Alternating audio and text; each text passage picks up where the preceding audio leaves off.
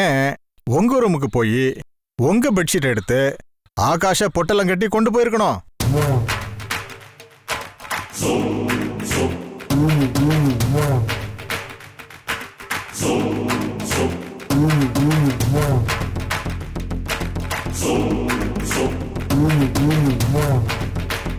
Yes sir, நீங்க சொன்னது கரெக்டான எவிடன்ஸ். சாரி சார், எனக்கு இதுக்கு பதில் தெரியல. நான் இந்த ஆங்கிள் யோசிக்கவே இல்லை. எனக்கு தெரியும். சண்டை இங்க நடந்திருக்கு, ஆனா கொலை இங்க நடக்கல. அது உங்க ரூம்ல நடந்திருக்கு. அதனால அங்க இருக்கிற பெட்ஷீட்ல பேக் பண்ணி கொண்டு போயிருக்காங்க. சார், கொலை ஏன் ரூம்ல நடந்ததா? அப்படித்தான் எனக்கு கெஸ் பண்ண முடியுது. உங்க ரூமை பார்க்கலாமா? அது எங்க இருக்கு? பக்கத்துல தான் சார், வாங்க காட்டுறேன். ப்ளீஸ்.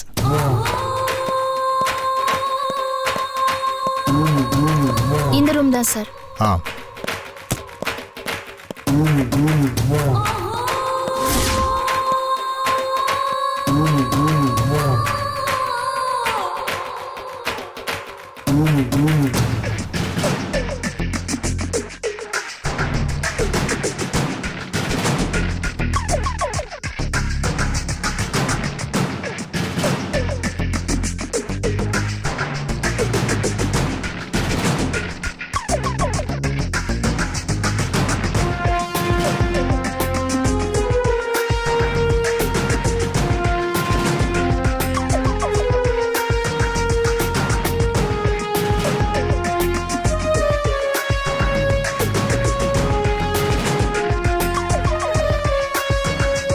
கன்ஃபார்மா கொலை இந்த ரூம்ல தான் நடந்திருக்கு.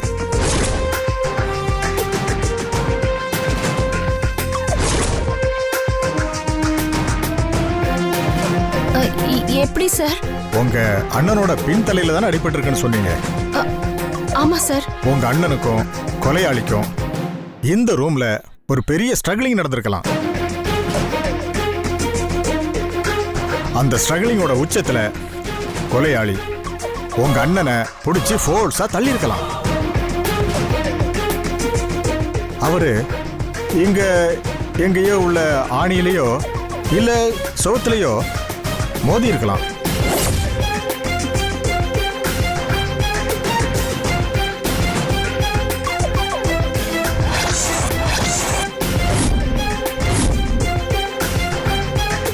அதுல அவர் மயங்கி அப்படியே கீழே சரிஞ்சிருக்கலாம்.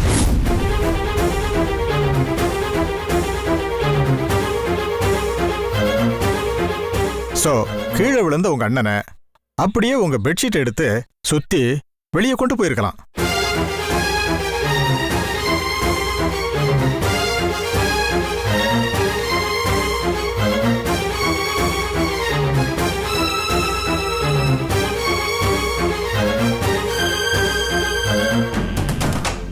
சார், நீங்க சொன்ன மாதிரி இங்கதான் கொலை நடந்து இங்க செவுத்துல மோதி கீழே விழுந்திருந்தாலும் ரத்தக்கரை தெரிஞ்சிருக்குமே சார். நான் வரும்போது அந்த மாதிரி எந்த எவிடன்ஸும் இல்லையே. அத அவங்க வந்து கழுவி இருக்கலாம், இல்ல தொடச்சிருக்கலாம்.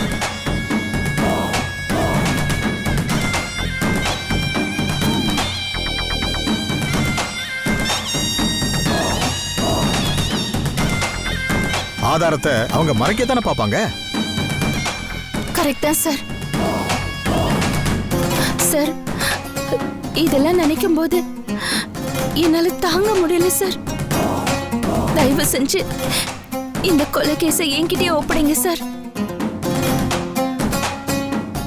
மத்தவங்களுக்கு எல்லாம் இது வெறும் கேஸ், ஆனா எனக்கு இது வலி, வேதனை, பெரிய இழப்பு சார். எங்க அண்ணனை கொன்ன அந்த கொலைகார பாவி எங்கே இருந்தாலும் அவனை நான் கண்டுபிடிச்சே தீருவேன் சார். அவன் நிச்சயம் என் கையில சிக்காம போக மாட்டான் சார். அவனை நான் பிடிச்சே தீருவேன் சார். அவனை பிடிச்சி நான் தூக்குல போடுவேன் சார்.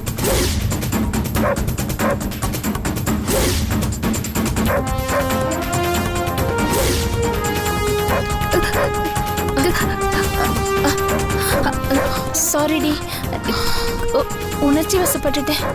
Very good. இந்த வேகம் வெரி தேவைதான். உங்க அண்ணன் கொலைகேச உங்ககிட்டயே ஒப்படைக்கிறேன்.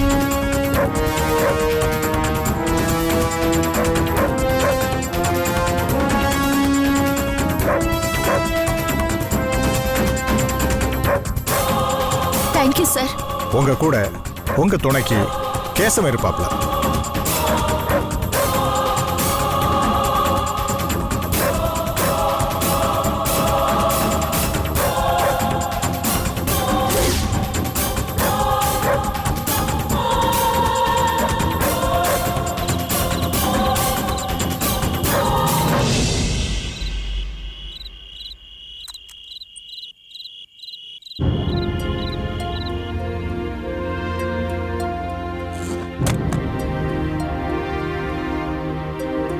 ஏங்க, எவ்வளவு நேரம் உங்களை சாப்பிட கூப்பிடுறது? எல்லாரும் சாப்பிட்டாச்சா? நிம்மியும் சங்கரும் இன்னும் வரல. காயத்ரியும் நீங்களும் நான் மட்டும்தான். இதோ அவளும் வந்துட்டா.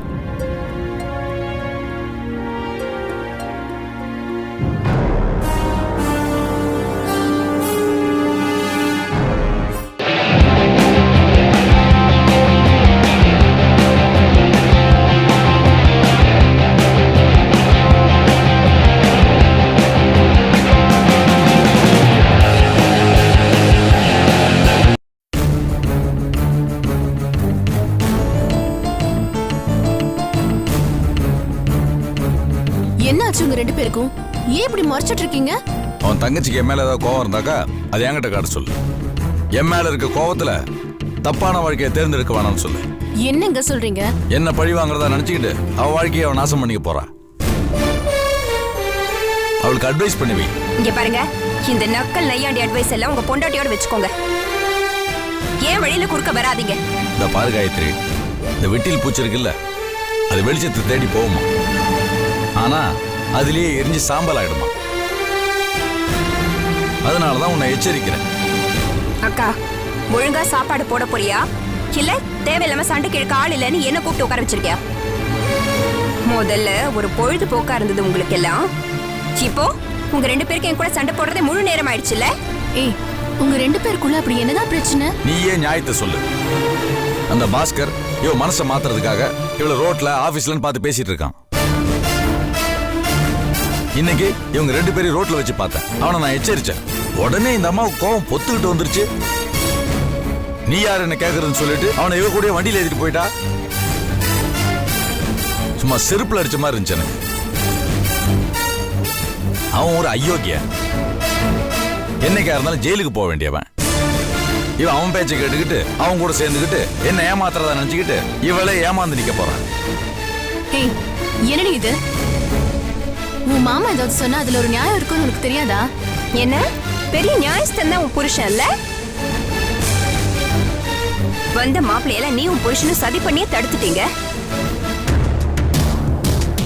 இப்ப வெளிய வர மாப்பிள்ளைய கை நீட்டி அடிச்சிருக்கீங்க. எனக்கு வயசாயிட்டே போனும், கல்யாணம் பண்ணிக்காம கடைசி வரைக்கும் உன் கூட இப்படியே இருக்கணும்ல? கடைசியில ஒரு நாள் வழி இல்லாம நீ சொன்ன மாதிரி உன் புருஷனை கல்யாணம் பண்ணிக்கணும். அதானே உண்மை? என் வாழ்க்கை சுத்தமா பாழாகணும். அதானே உங்க ரெண்டு பேரோட பிளானும்? அபத்தமா பேசாத. ஏங்க, உங்களுக்கு என்னங்க ஆச்சு? அவ எப்படியோ போய் தொலைறா. நீங்க பாட்டுக்கு உங்க வேலையை பார்க்க வேண்டியதானே? நீங்க எதுக்கு அவளுக்கு போய் அட்வைஸ் பண்ணிட்டு இருக்கீங்க? எப்படி சார் இருக்க முடியும்? அவன் அடுத்த வீட்டு பொண்ணா, உன் தங்கச்சி. இந்த வீட்டுக்கு மூத்த மாப்பிள்ளை நான் அவளுக்கு அட்வைஸ் பண்ண கூடாதா? நிறுத்துங்க. உங்களுக்கு ஏன் இவ்வளவு வயிறு எரியுது, உங்களுக்கு ஏன் இவ்வளவு கோவம் வருதுன்னு எனக்கு புரியுது. உங்க கண்ணு முன்னாடி நான் வேற ஒரு ஆம்பளை கூட பைக்ல போயிட்டேன். அது உங்களால தாங்கிக்க முடியல. அதானே உண்மை? காயத்ரி, தயவு செஞ்சு நான் சொல்றத புரிஞ்சுக்க. என்ன புரிஞ்சுக்கிறது? எதுக்கு உங்களுக்கு என் மேல இவ்வளவு அதிகாரம், பொசசிவ்னஸ்லாம்? நான் எவனோட பொண்ண உங்களுக்கு என்ன? நான் என்ன உங்க பொண்டாட்டியா? எதுக்கு இப்படி அதிகாரம் பண்ணிட்டு இருக்கீங்க? ஏய், போதும் நிறுத்துடி. அவரு உன் அக்கா புருஷன். இவரு சொல்லாம வேற யார்கிட்ட உனக்கு வந்து சொல்லுவாங்க? இங்க பாரு, உனக்கு அட்வைஸ் பண்றதுக்கு இவருக்கும் எனக்கும் எல்லா உரிமையும் இருக்கு. இங்க பாரு, ரெண்டு பேரும் அட்வைஸ் பண்றேன்னு சொல்லாதீங்க. என் வாழ்க்கையை கெடுக்க முயற்சி பண்ணிட்டு இருக்கேன்னு சொல்லுங்க. என்ன காயத்ரி நீ? படிச்சவ அட்வைஸ் பண்றதுக்கும் வாழ்க்கை கெடுக்கிறதுக்கும் வித்தியாசம் தெரியலன்றது எனக்கு ஆச்சரியமா இருக்கு. நான் நல்லதுக்கு தான் செய்வேன் எல்லாத்தையும். நீங்க செஞ்ச எல்லா நல்லதையும் தான் நான் பார்த்துட்டு இருக்கேனே. எனக்கு மாப்பிள்ளை பாக்குற மாதிரி நீங்க நடிச்சீங்க. நான் கல்யாணம் பண்ணிக்க மாட்டேன்னு சொன்ன உடனே இவ தற்கொலை பண்ணிக்கிறேன்னு என்ன பயமுறுத்திட்டு வீட்டை விட்டே ஓடிட்டா. இதானே உங்க 2 பேருக்கும் என் மேல இருக்கிற கரிசனம் அக்கறை. இதெல்லாம் புரியாம இருக்கிறதுக்கு நான் ஒன்னும் பால் குடிக்கிற பாப்பா இல்ல. கிழவுக்கு போனவன் கண்ணெல்லாம் பந்தல்ல இருந்த பொள்ளங்கா மேலயும் பாவக்கா மேலயும் இருந்துச்சான். அந்த மாதிரி நீங்க 2 பேரும் அட்வைஸ் பண்ற நாடகம் போட்டாலும் உங்க 2 பேர் கண்ணும் எப்படியாவது நான் உங்களை கல்யாணம் பண்ணிக்கணுங்கிறதுலதான் இருக்கு. இது எனக்கு தெரியாதா? ஏய் போதும் நிறுத்துடி. ஏய் எதுக்கு கத்துற? நீ நிறுத்து. உன் புருஷனுக்கு நீ வேணா வாழைப்பொடி எல்லாரும் பிடிக்கணும்னு நினைக்காத. ஐயோ அம்மா தாய், தயவு செஞ்சு இந்த பிரச்சனை இத்தோட விட்டுடு. நீ உட்காந்து சாப்பிடு. நீ என்ன சாப்பிடவா கூப்பிட்ட? சண்டை போட தானே கூப்பிட்ட? அதான் பிரமாதமா பிளான் ஒர்க் அவுட் ஆயிடுச்சுல்ல. உங்க 2 பேர் பிளான் சக்சஸ் தானே. ஆள விடுங்கப்பா, நான் பட்னியாவே ரூம்ல இருந்துட்டு போறேன். ஏய் காயத்ரி, சாப்பிடுன்னு சொல்றல்ல. ஏய் தேவையில்லைன்னு சொல்லிட்டு இருக்கேன்ல. ஆனா ஒன்னு சொல்றேன் கேட்டுக்கோ. உன் புருஷனை நீ தெய்வமா நினைச்சிட்டு இருக்க. அதுக்கு இவரு துளி கூட தகுதி இல்ல. ஒரு நாள் கட்டாயம் புரிஞ்சுப்ப. எழுதி வச்சுக்கோ நான் சொல்றது நடக்குதா இல்லையான்னு.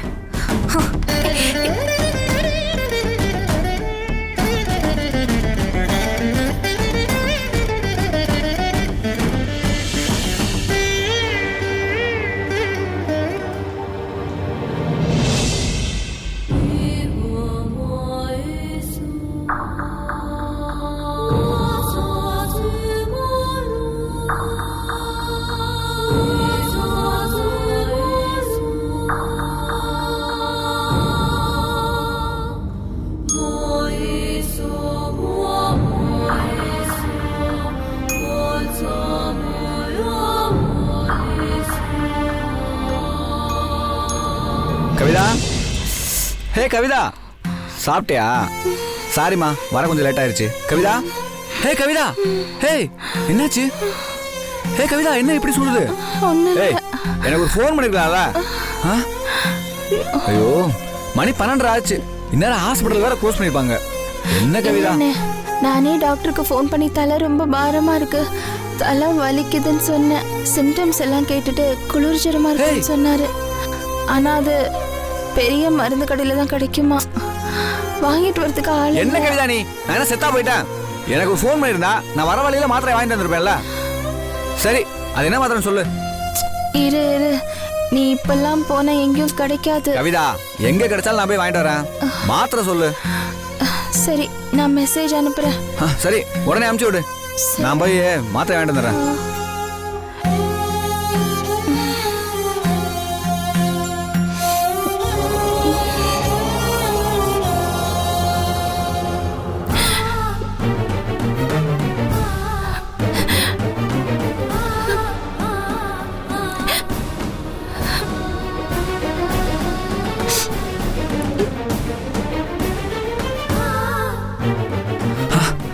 கவிதா கவிதா, நான் மாத்திரை வாங்கிட்டு வந்துட்டேன். இரு, நான் போய் சுடு எடுத்து வந்துடுறேன். அங்கே இருக்கு. என்னண்ணே, மாத்திரை கிடைச்சதா? மவுண்ட் ரோட்ல கிடைச்சதுமா. இந்தா, ஒரு வார்த்தை அப்பயே சொல்லிக்கலாம்ல. நான் வரும்போது வாங்கிட்டு வந்திருப்பேன்ல. இந்தா சாப்பிடு. வாயில போடு. இப்போ இந்த மாத்திரை சாப்பிடு. காலைல போய் டாக்டர் காமிக்கலாம். போதுமா?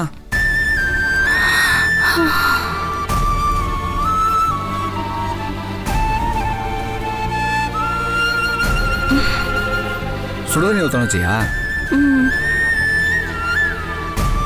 என்னம்மா படிச்ச பொண்ணு நீ, இப்படியா இருக்கிறது?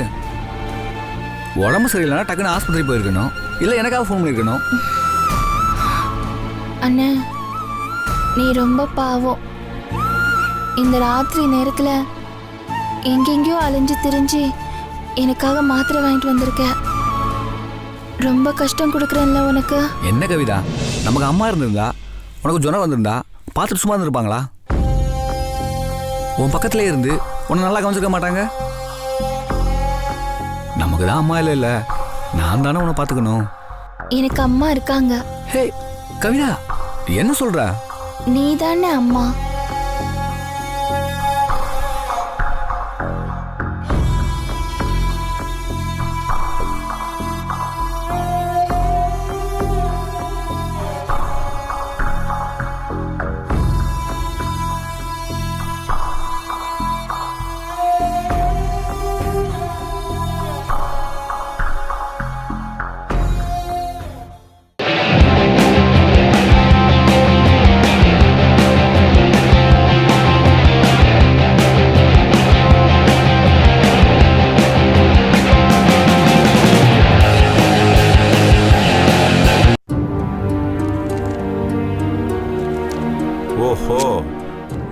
மாசம் இவ்வளவு பேர்கிட்ட வசூல் பண்ண வேண்டியிருக்கா?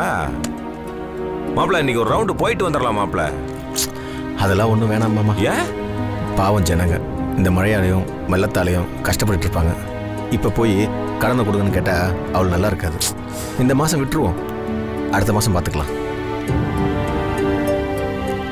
என்ன மாமா அப்படி பார்க்குற? இல்ல, நீ இவ்வளவு நல்லவனா இருக்கிற, ஊருக்கே நல்லது செய்யற, உன்னை போய் கடவுள் தண்டிச்சு ஒரு நல்ல வாழ்க்கை உனக்கு அமைய விடாம பண்ணிட்டானே. ஒருவேளை போன ஜென்மத்துல நீ ஹிட்லரா பிறந்திருப்பியோ?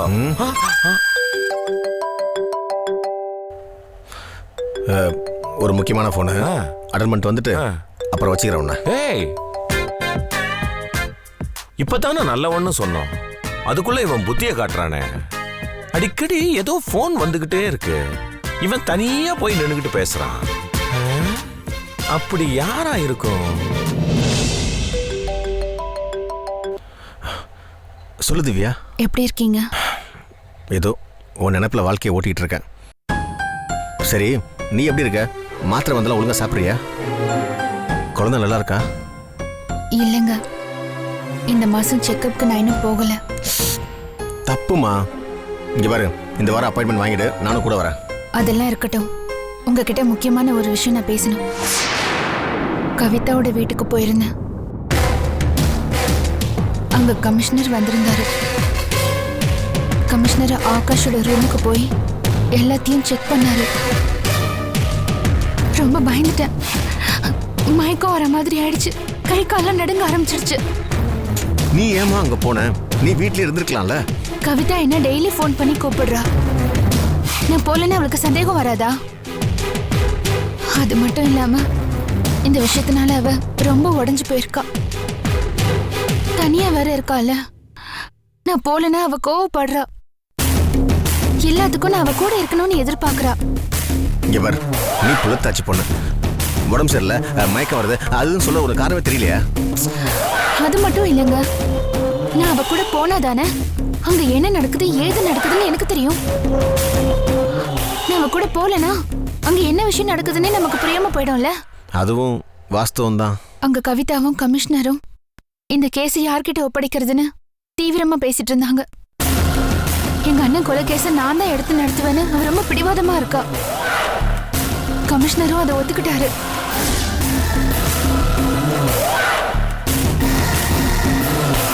என்னது? ஆகாஷ் கொலை கேஸ் கவிதா கைக்கு போயிடுச்சா? ஆமா. இதுல பெரிய பயங்கரம் என்னன்னா, கவிதா உங்க மேலதான் ரொம்ப சந்தேகமா இருக்கா. இனிமே என்னெல்லாம் நடக்குமோன்னு நான் ரொம்ப பயந்து போயிருக்கேன். நம்ம செக் போஸ்ட்ல கனகா கிட்ட மாட்டணும்ல, அதான் பெரிய தப்பு. ஆமாங்க. அது மட்டும் இல்லாம இந்த விஷயத்த நான் கவிதா கிட்ட சொல்லாம மறைச்சேன் பாருங்க. அதுதான் உங்க மேல இன்னும் சந்தேகத்தை வர வச்சிருச்சு. சரி, இப்ப என்ன பண்றது? தடையா இல்லாத கொலை கேஸ் எதுவுமே இல்லைன்னு பொதுவா சொல்லுவாங்க, அது உண்மைதான் போல் இருக்கு. இங்க பாருங்க, ஒருவேளை போலீஸ் உங்களை மிரட்டினா தயவு செஞ்சு நீங்க உண்மையை ஒத்துக்கோங்க. இந்த கொலை நீங்க பண்ணல, நான் தான் பண்ணேன்னு நீங்க போலீஸ் கிட்ட உண்மையை சொல்லிடணும். இங்க பார், இந்த மாதிரி விஷயத்தெல்லாம் போன்ல பேசக்கூடாது திவ்யா. ஒருவேளை என் போனை போலீஸ் ஒட்டு கேட்டாலும் கேட்கும். சந்தேகம் வந்துட்டா போலீஸ் இந்த மாதிரி காரியத்தில் இறங்குறது சகஜம்தான். ஐயோ, அப்படியா? சரி சரி, அப்படின்னா போனை வச்சிருங்க, நேர்ல பேசிக்கலாம். அதுக்காக சாதாரண விஷயம் பேசிக்கிறதுல தப்பு இல்லை. நீ டாக்டர் அப்பாயின்மெண்ட்டை ஃபிக்ஸ் பண்ணிட்டு என்கிட்ட சொல்லு, நாம் அங்கே சந்திப்போம். அப்படியே உன் பேங்க் அக்கௌண்ட் நம்பரு, உன் டீட்டெயில்ஸ்லாம் எனக்கு ஒரு எஸ்எம்எஸ்ல அனுப்பிச்சி விடு. எதுக்கு? இங்கே பாரு, எப்போ எது நடக்கும்னு யாருக்குமே தெரியாது. நான் சேவிங் பண்ண எல்லாமே ஒரு கணிசமான தொகையாக இருக்குது, அதை அப்படியே உன் அக்கௌண்ட்டில் ட்ரான்ஸ்ஃபர் பண்ணிடுறேன். எப்படியும் ஒரு 10 லட்சமாச்சும் புரட்டி உன் அக்கௌண்ட்டில் போட்டு விட்டுறேன். எனக்கு எதுக்கு அவ்வளோ பணம்? உனக்கு இல்லை, நம்ம குழந்தையோட எதிர்காலத்துக்கு. இது பாருங்க, ஏன் இப்படிலாம் பேசுறீங்க? ஜெயிலுக்கு போக போறது நான், நீங்க இல்ல. ஏன் அக்கௌண்ட்ல நீங்க எதுக்கு பணம் போடணும்? அதெல்லாம் நேர்ல பேசிக்கலாமே. சரி, நீங்க ஜாக்கிரதையா இருந்துக்கோங்க. சரி.